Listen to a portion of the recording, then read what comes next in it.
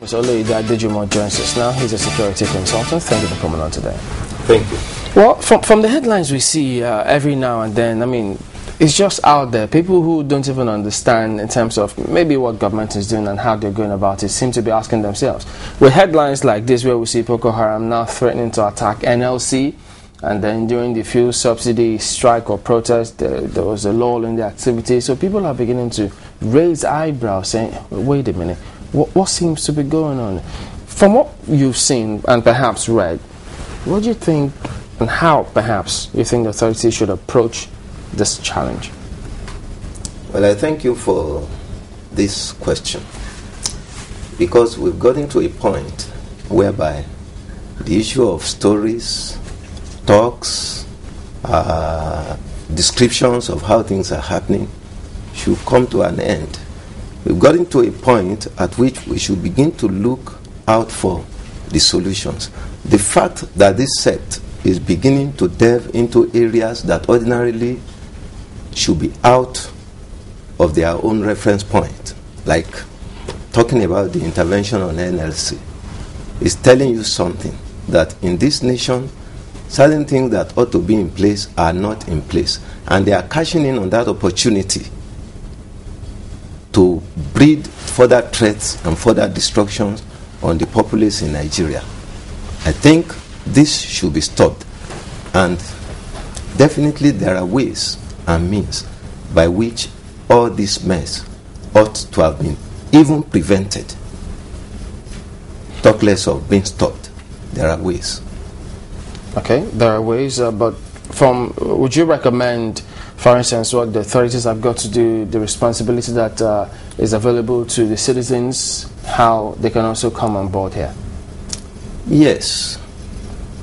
Actually, I want to say that the authorities, they know what ought to be done. Because are they doing it? Sorry. Are they doing what ought to be done? No, they are not doing it, but they know it. Terrorism is not peculiar to Nigeria. If there is any nation that has witnessed terrorism, I think the United States is one of them. Yeah, but are we folding our hands if you say we're not doing what should be done? We're not folding our arms, but we must be acting in the right direction. Presently, we are not acting in the right direction, and I want to add that the US today is safer. In fact, you feel safe there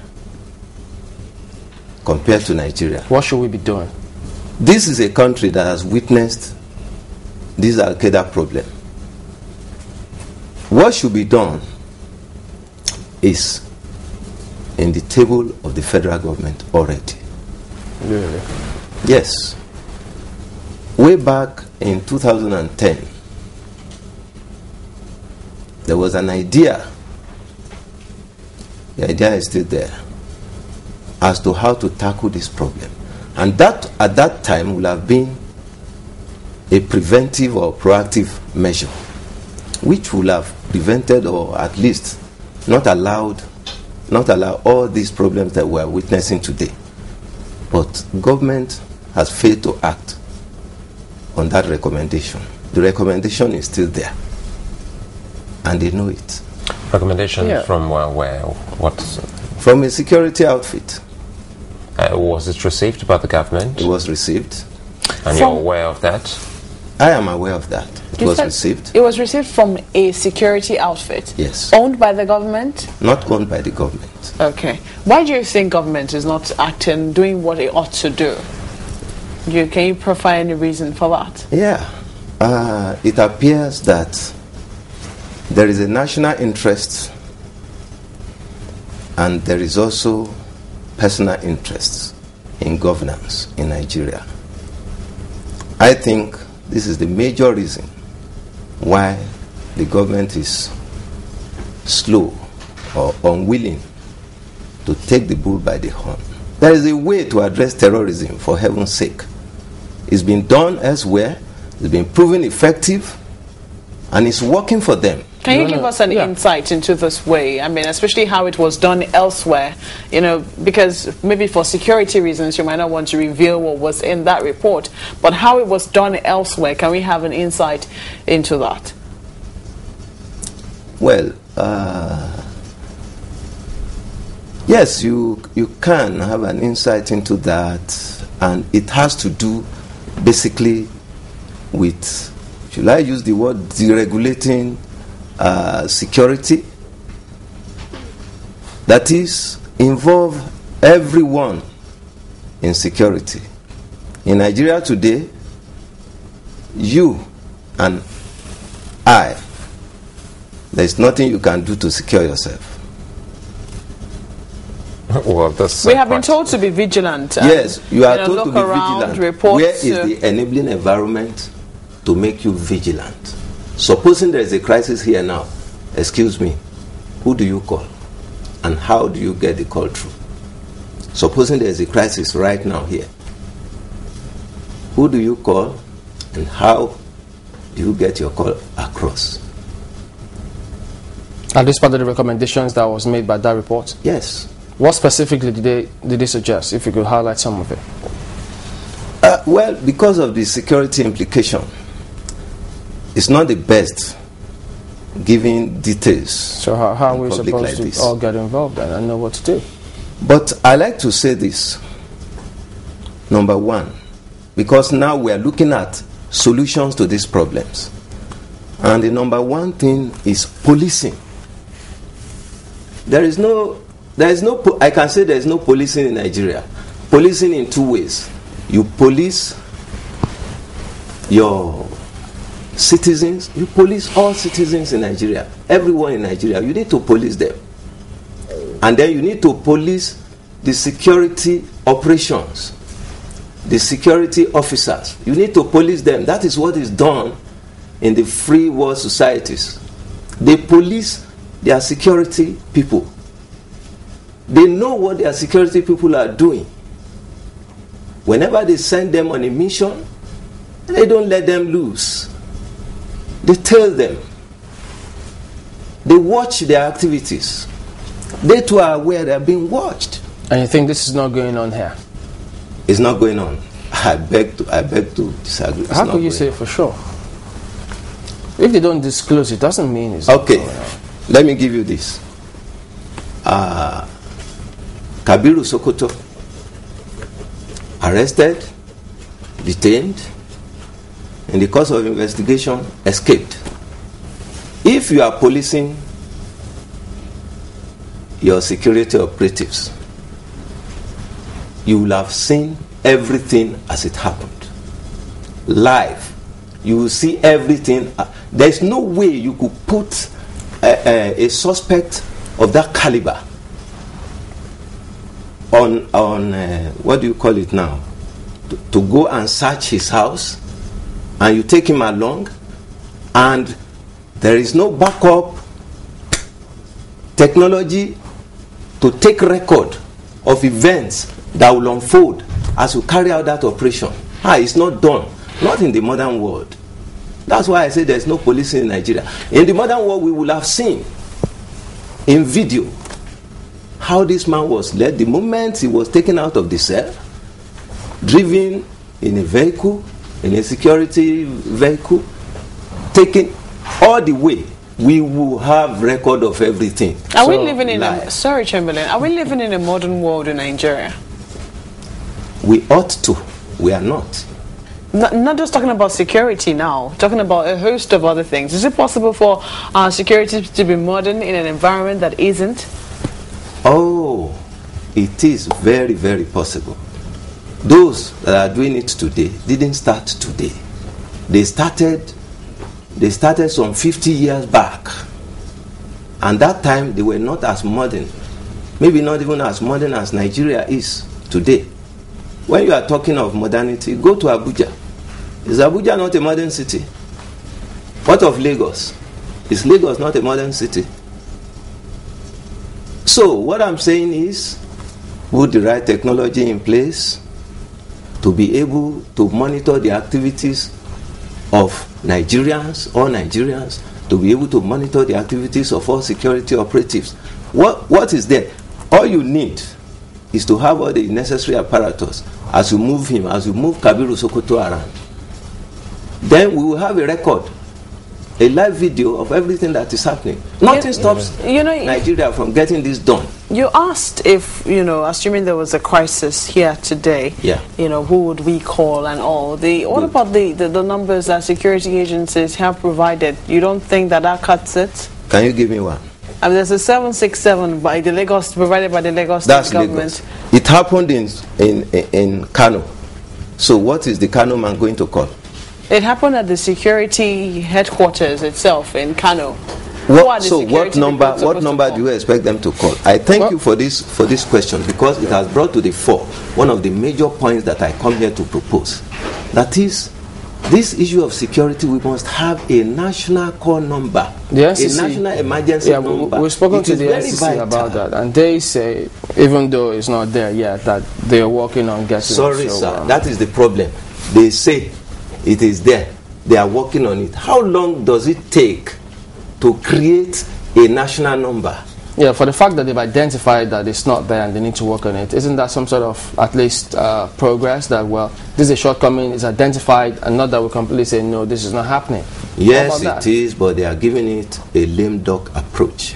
If there has been this proposal on the table of government since 2010, for heaven's sake, this is 2012, we have a time lapse of already 2 years. Okay, yet nothing has been done. You can't tell me that our security operatives, high intelligence, tell us about that they don't know these things. They know it. That's why I say that the will to get it done is not there. There is a national interest, there are personal interests. Okay, well, that's one. Now, assuming we've got that national number, is that all there is to it? What about the database? That's not all there is. We're looking at our present circumstances. How do we progress? That's not all there is to it. The second and the next step is this one that we've been talking about. Empower every Nigerian to be able to access the security outfit. How? You have the national call number. The Americans use 911. Then you now make sure you have the biometrics of every Nigerian, such that Nigerians now are in possession of phones, iPad, whatever. They can call this number under anonymity. You understand? You see things. These Boko Haram people we are talking about, they are people that live among the people. Just yesterday, we had a security consultant here who also gave us the flip side of that particular anonymous number that you can call in anonymity, as it were. He said that, you could also have the Boko Haram people too calling you and, sending you on a wild goose chase. We're actually comparing that with going to security agencies in person. And he said that would actually decrease the amount of people who come to give false reports, as it were. Yeah, okay. You are going to choose between two evils now. One is go to police station, go and report. And after you have reported, as soon as you are getting back home, somebody knocks your door and gets you shot because there have been subversion. This is what has been happening. It's not then say, it's been happening.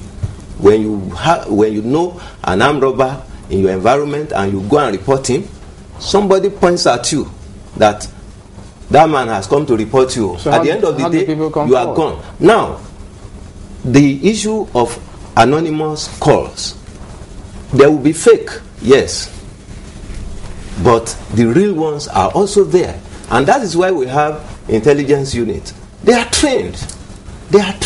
You look at the nature of the report, then you look at the scene of that is being reported. You should be able to determine which one is correct, which one is not correct, which one is a real threat, which one is a dummy. As a trained security expert, they should be able to know that. Mr. Oloyede, sorry to lie, just one more question from me. Would you advise or would you recommend that Nigerians be allowed to carry guns? Certainly not. Nigerians are not mature to that extent, to that level yet. There will be an abysmal abuse of that idea. Very quickly, let's go back to this talk of security and, equipment and the fight against terror. Specifically speaking now, concerning the budget, which is 900 billion. Yeah. Now, if you say the government should do the needful, get a toll-free line, get a line that is accessible to everyone, irrespective of where you live in the country, so that you can call in time of distress. Would you say that amount of money would be sufficient for us to really carry out some of this, since you are a consultant in that field? From reports, I think the budget for security is over 1 trillion naira. We don't need that much at all to put this thing in place. We don't need that much. You're talking about technology here. You don't think it's going to cost that much as well? It's not going to cost that much at all. These are things that we have done. We have done all the survey, everything that is going to take is far, far below what they are talking about. Far, far below it. But even personnel cost as well. Because, you know, people are saying that one of the reasons why security agencies don't perform optimally is because they are also not very well paid. So how do we expect? So assuming the security budget is also supposed to take care of that, will it cost as much? Or does your report factor that in as well? As to the issue of pay, let me tell you, if you have a good working environment, whatever take home you agree to will really do. You people, I wonder whether you are getting billions here for your pay, yet you are doing your job and you are doing it effectively and people are commending you. So the issue of remuneration is not so much part of it, but the issue of putting the enabling environment in place. And now that takes me to the final point on what should be done. What should be done is that you need to put the right technology in place. He talked of database. Yes, you need it, because that is where your call goes to. That is where your call, for the point from where your call is dispatched. Then the response system. You need a response technology that is fast, that is efficient, and these technologies are here. I don't want to sound personal, but these technology are here. We have brought it in. We have demonstrated it live twice in Abuja. Once in December 2010 to the police authorities at the police headquarters in Abuja. Then late last year, I think about November 12th or 15th, at the Transcorp Hilton, we demonstrated this thing live at a security summit which my company organized. We demonstrated it live, all these things. The National Security Advisor representative was there, the Army was there, the Navy was represented, most government organs were there. So we need this technology to be installed and put in place in Nigeria. It is possible. We have done the feasibility studies, we have done the surveys, we have done everything. It is possible. We have brought the thing practically here, and we have demonstrated it to government. That's why I say to act on it. That's this thing is on government's table, but they are not acting on it.